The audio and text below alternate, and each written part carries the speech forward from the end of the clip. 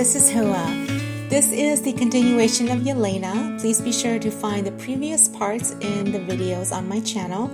I hope that you enjoy, and if you have not subscribed yet, please help subscribe and support me and many of the other YouTubers. Thank you so much. Enjoy! It was close to midnight when Tom felt her stir again. He brushed the strands of hair away from her face and watched as her eyes slowly came opened.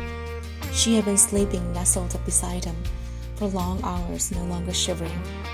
He had to admit, he liked the way how she felt beside him. At the campsite, she was fully clothed. Here, he felt every single one of her curves. She pushed herself away from him and reached for a gown. When she had it slipped over her head, he turned and lit the candle beside him. Light filled the room, and he turned to find her reaching for the blanket. "Thank you for helping me," she said. "You're welcome. Do you feel better?" She nodded. "Yes, I am. Can I take a look at the wound?" She shook her head. "I'd rather you not." "It's fine now, I promise." He sighed. "Look, I know you feel uncomfortable, but this is for your own safety. I'm not going to do anything. Just let me check the wound. I don't want you to get an infection or anything." "It's fine."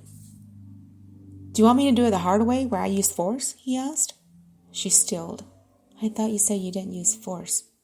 "Well, we're not in my bed, are we? We're in yours." "Fine," she cried. Tom watched as she kicked back the blanket and pushed her leg up. He took her knee and gently nudged it aside. The bite was a bit red, but no infection was in sight. He nodded and covered her back up. He got out of bed and began to pull his jeans when what she said next stopped him. "Why are you wanted by the law?" she asked. He turned around and faced her half naked. "Why do you want to know?"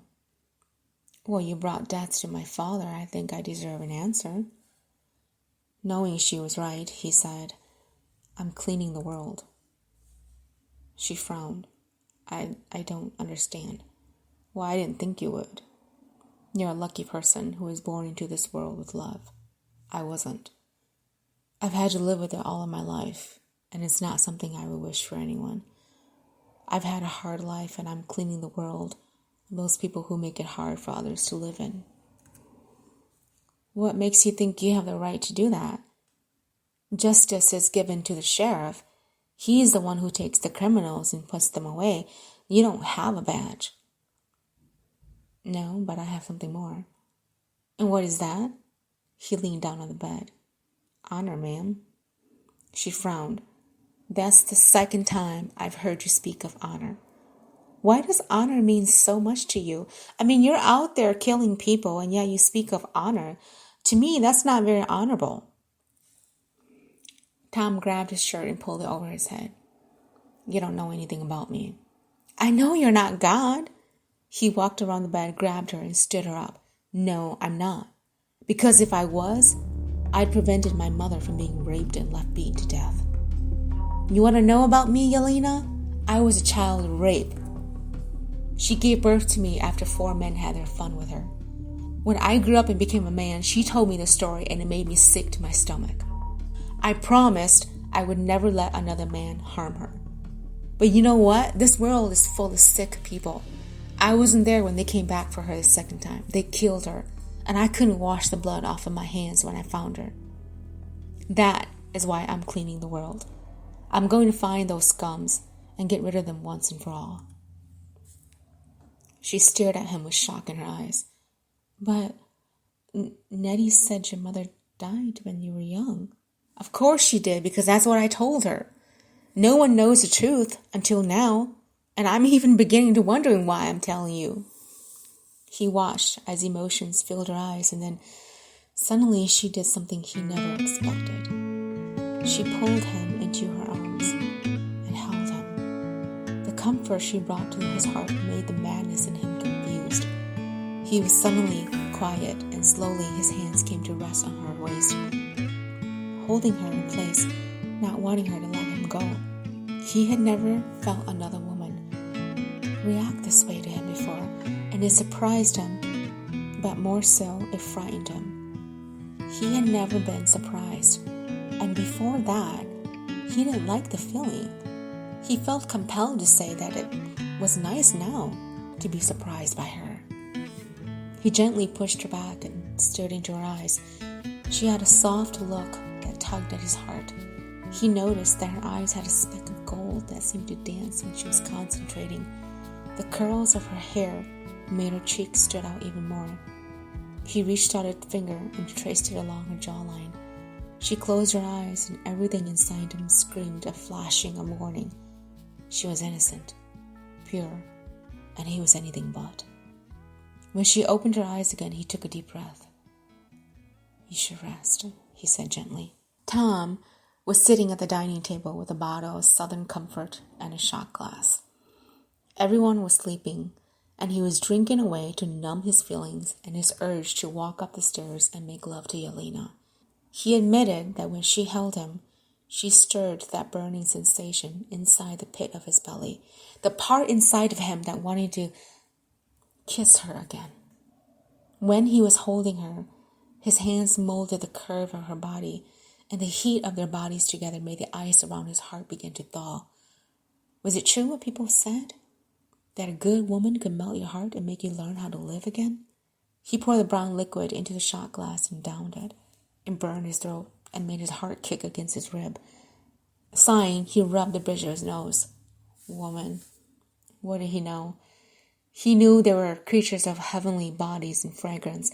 He knew they held secrets that could bring a man to his knees. Women were trouble or they were heaven sent. He couldn't quite figure out which one Yelena was. Usually he was pretty good at pinpointing where they stood in his life, but this time she had him dancing around her tune and had him confused, something he'd never been before. He leaned back in his chair and let out a heavy breath. He wasn't sure why he told Yelena the truth about his mother. It was a secret he was going to take to his grave, but somehow her tenderness made him give in, and it spilled before he could control it. Perhaps it was also because she was someone who had lost somebody close to her. He didn't see a mother around, so she was alone, just like him. They were creatures of the same mold now. But he had been so used to being alone that it didn't occur to him that letting someone in would hurt. The only other woman in his life was Nettie, and even she didn't even know the truth about his mother. His mother, his beautiful, fragile, broken mother. She had been the light in his life. A victim of rape, she had lived a very somber and quiet life afterwards. She gave birth to a boy whose eyes looked like the man who took her innocence, and yet she loved him with every fiber of her being. One night, when he had turned 21, she pulled him aside and told him a story. Perhaps it was because she didn't want him to take anyone against their will, or because maybe she was afraid they would come back for her, and she needed someone to know her story, and to make sure someone was there to give her justice should she disappear. He took another shot and downed the memory that he had locked away for so long. He heard the creaking of the stairs and turned slightly to find Emily making her way down. She had that tousled hair with kiss-me lips staring at him. Ironically, everything in him remained still, and he turned away. Knowing she was angry at his reaction, she made his way to him, and as he tried to pour another shot, she grabbed the bottle from his hand. "You've had enough to drink," she said. He tried to reach for the bottle, but she held it out of his reach. "Give it back." She smiled and placed it between her hands. "You want it? Why don't you get up and try to get it?" Tom stood up and dizziness washed over him. He stared at her smile, and inside he felt the vomit coming up, and it wasn't from the drink. "Keep it." He turned to go, and she walked around to block him. "What's wrong with me? Why don't you like me? Do I not have what Yelena have?" "Move," he said. She put the bottle on the table and moved her hands to his arms. She traced them up until she reached his neck. She moved closer to him. "I have something Yelena will never have. I have passion, and I have a body that men find irresistible. One taste and you're hooked." Tom looked down close to her and removed her hands from his neck. "Stay away from me, Emily, or I will send you home to your back. That didn't come out right, he thought. I will send you back to your home. There.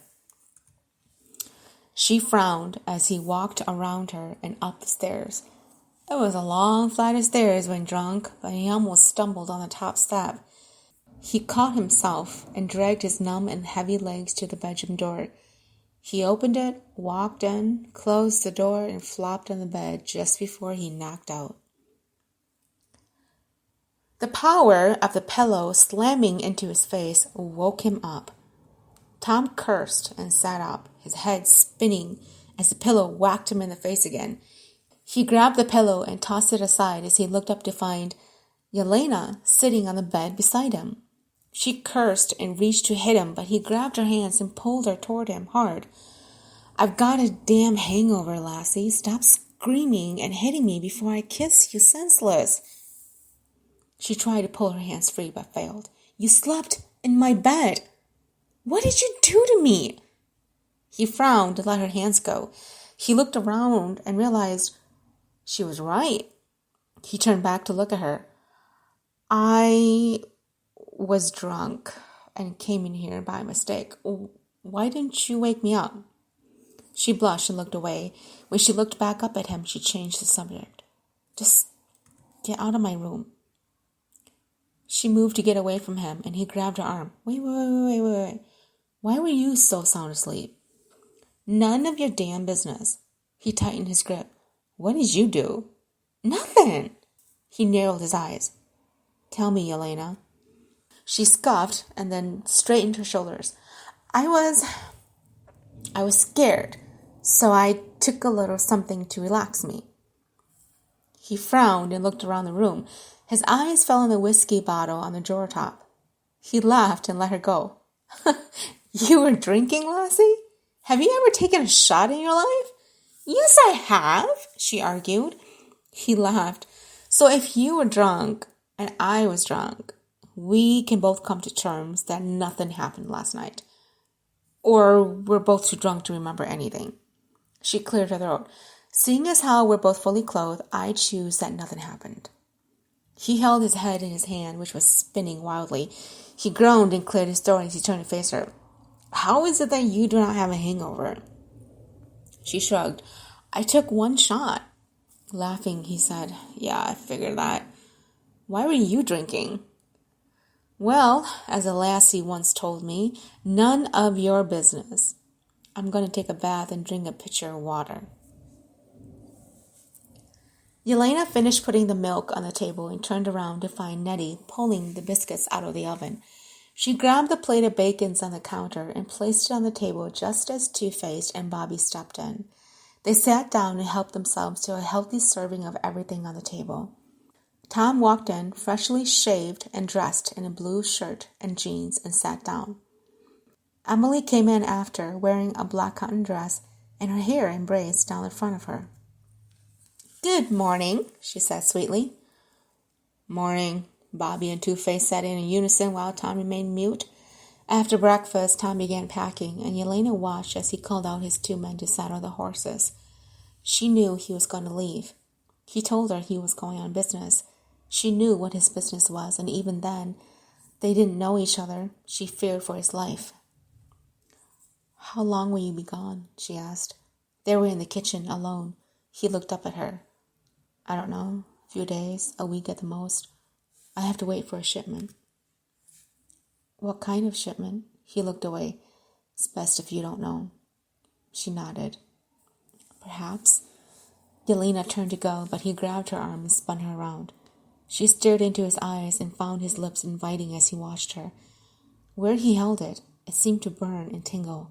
He looked at her from eyes to lips and then back. Don't go out again. I'd hate to think of you in danger while I'm not here, he said. She nodded. Yes. He nodded and let her go. I should get going. Stay here. I'll be back soon.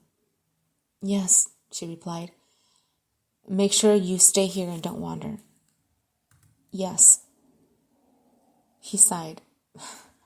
I've heard 3 yeses. Can I hear another word? Okay. Yelena watched the three of them ride off with Emily beside her. After their initial goodbye, Tom walked off and then came to give her a peck on the cheek, which surprised her. She wasn't expecting anything of that sort, and he must have been fighting with himself whether or not to give it because he had been quiet during breakfast. "It's just us ladies now," Emily said. "You should send a telegram to your mother. She is probably worried about you." Emily turned to look at her. "Why would she be worried? She's got her husband at home. That's all she needs." "But she's your mother. She deserves to know where you are. And for once, stop thinking about yourself." Emily laughed and replied, "I have to think of myself because she doesn't think about me. You know, you grew up in a perfect home with a father who loves you. You don't know anything about my life or what I have to live with." Yelena nodded. "True, I don't. But that doesn't give you the right to step all over people's lives. You've been in mine for as long as I can remember. Don't you remember all those nights I held you while you cried about who broke your heart? Why can't you just take my advice for once and learn to not be so tragic?" Emily laughed loudly, bending over, laughing, covering her belly. When she finally recovered, she turned around to look at her. You are so perfect. You don't even know anything, Yelena. It's not about me taking your advice. It's about knowing who I am. You see, I like being tragic. I was raised in tragedy. Have you ever wondered if you were a twin whose fate was cut short? I always did. And at night, when my stepfather would visit me, I prayed that one day I would find my true family. Yelena's eyes widened and she shook her head. What? What do you mean? You see, Yelena, you have a great father who loves you like a father should. What do I have? I have a man who calls himself my father while he does things to me that no father should. I have a right to be tragic. My mother never protected me. Yelena walked forward to hold her, but she backed away. Emily, I'm sorry. That's right, Yelena. You just be sorry. You just continue to be sorry your whole life. As far as me, I'm done being sorry. I hate being sorry. I'm not returning to that life, and nothing you do or say can make me. I don't care what you think about me. Yelena watched as she walked inside the house and slammed the door. She watched her friend disappear into the house, and then she bent down, folded her hands together, and said a silent prayer for her friend. The night fell, and the house was quiet as Yelena lay under the covers, watching the shadows of the tree dance across the wall. She'd taken a bath and was feeling rested and comfortable, but sleep wasn't coming to her. The blankets were twisted around her legs, and she was staring at the walls, wondering where her life would lead to. And suddenly tears filled her eyes, and she started to cry. She felt her heart pound against her chest, and she prayed that it would give out so she could rest in peace without worry. She sat up, her hair falling over her shoulders, and knew that her whole world was caving in. Everything she knew, or thought she knew, was taken away from her. She was alone, and would never face another day with her father's smile. Her fate to journey this world would be done alone. No praise, no love, no one to worry or care for her. Feeling weak, she dropped to the ground and started sobbing. She heard the door creak open and assumed Emily had come in. She stood up in time to realize it wasn't Emily, but a man. Before she could open her mouth to scream, a cloth was put over her, and she blacked out from the fume. Yelena woke to the sound of voices chattering, and she sat up, suddenly remembering what had happened. She was in a room with no windows and a small mattress on the ground. She walked to the door and yanked it open. She came out to find Governor Adam Brown standing in the middle of the room with his black suit and hat. Surrounding him was the sheriff, Edwin Ryan, and two other unknown men. Adam, the young governor, was a tall man with dark hair, blue eyes, and a very stern gaze. Anyone who dared to cross paths with him would either wound up being forgiven by a debt owed or a boot to another county where no one heard from you again. Now the sheriff, on the other hand, was the perfect partner in crime for the governor because he stood behind everything Adam bid on. Adam was a foot taller than the governor, and although he had light eyes, he was always sporting a dark stare. Yelena frowned and was speechless as Adam walked to her, his tall frame overpowering hers. "Governor? What are you doing here?" she asked. He took a cigar out of his pocket and held it in his hands but didn't light it. "I found your inn and also found your father. I tracked you. Are you hurt?" She shook her head. "No." He sighed and then suddenly pulled her into his arms. "I'm so sorry about your father." Yelena got out of his hold and put some distance between them. She looked around the room, confused. "I don't understand. If you tracked me, why am I the only one you brought here? Where is Emily?" "Emily is with you?" Sheriff Ryan asked. She nodded. "Yes." "We didn't see her. We only saw you. Are you hurt?" Shaking her head, she replied, "No. The men who took me gave me shelter and food." "Where are they?" Adam asked. "They're gone. On a business trip or something. They left last night. I'm not sure when they will return." "Did they say where they were going?" Sheriff Ryan asked. Yelena frowned and stared at the men before her. "I don't understand. If you were trying to save me, why didn't you just rescue me? What did you use on me? It was strong. It knocked me out." Sheriff Ryan stepped forward. "We weren't sure of the situation or how cooperating these people were. You have to understand, Yelena, these people who took you are wanted criminals. They're not good people. You're lucky you're alive." "Well, then we need to go back for Emily." Governor Adams stepped forward. "We can't. Before we arrived here, the men I had posted there said that there was movement at the house. If we go back, we'll risk being seen." Yelena shook her head. "No, if you leave her there, she'll get hurt. You said so yourself that these men are criminals. And you said so yourself that these men gave you food and shelter. That's all Emily needs to survive for now. We'll go back once everything is slow again. For now, take it easy and just rest up." Yelena watched as his blue eyes roamed over her body and then back to her eyes. True, she had heard rumors of him wanting her as his wife. She knew that part of him, but she never felt anything toward him but respect and as an authority figure. But the way how he kept watching her made her uneasy, and she backed up from him. She looked at the sheriff to the other two men. "Where am I going to stay?" she asked. Adam smiled. "With me, at my mansion, of course, until we can get your place fixed up. You don't have a problem with that, do you?" "Well, in fact, I do. I mean, what would the county think with me staying at your home? I'd hate to have your name smeared on my account."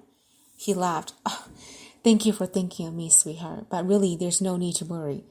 I have a lot of good intentions in this town. You don't have to worry about me at all." "I'm not your sweetheart." He smiled, but it did not reach his eyes. "Of course you're not, but I call everyone sweetheart. The sheriff here will take you to my mansion, and Daddy will get you settled." Stay tuned for part 3.